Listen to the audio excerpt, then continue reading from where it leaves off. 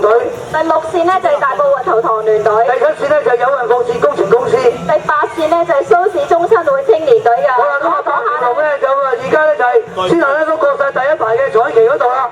咁啊因為我前面都俾人遮住咗啦，咁啊變咗咧嘉賓啊要陪同特首去企前啲去睇。咁啊可能我哋都企前面已經睇得到啊，使唔使咧？我哋企喺呢度都睇得到啦。咁啊我去到咧呢個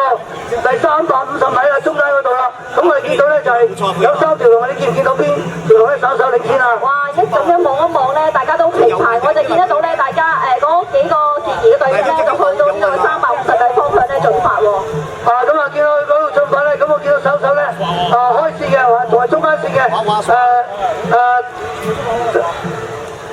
第3線嘅友運放線啦，有手亦都係領先啦，仲有呢個係咪第2啊？仲有第1線嘅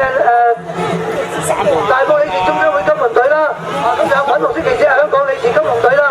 咁啊仲有蘇氏中親會金龍隊啦，亦都係手領前，跟住過緊咧中間第3排嘅彩色旗幟，第3排嘅彩色旗幟咧就係呢個575米，呢個575米，咁啊一過咗呢度咧，話一陣咧，佢哋嗰啲旗幟咧，佢哋嗰啲響聲啊吹過去，打仗就會大好多，跟住咧有運放線啦，咁啊大埔江府啦，咁啊同埋咧就係理事中心咧都係通過咗，咁啊見到中市中心會咧亦都係過緊，咁啊1、2、3咧1號、3號、5號啊，咁啊都係衝緊呢個，咁啊見到係3號啦、5號啊、1號啊，都好接近啦，去緊呢個700米個終點線，跟住8號咧就排喺第4位，好接近，咁啊見到後邊咧亦都係水緊嚟，咁啊見到係3號啊、5號咧叮當龍頭啊，1號咧亦都有機會啊，3隻同時咧又衝過呢個終點，跟住見到咧就係8號線嘅咧呢個係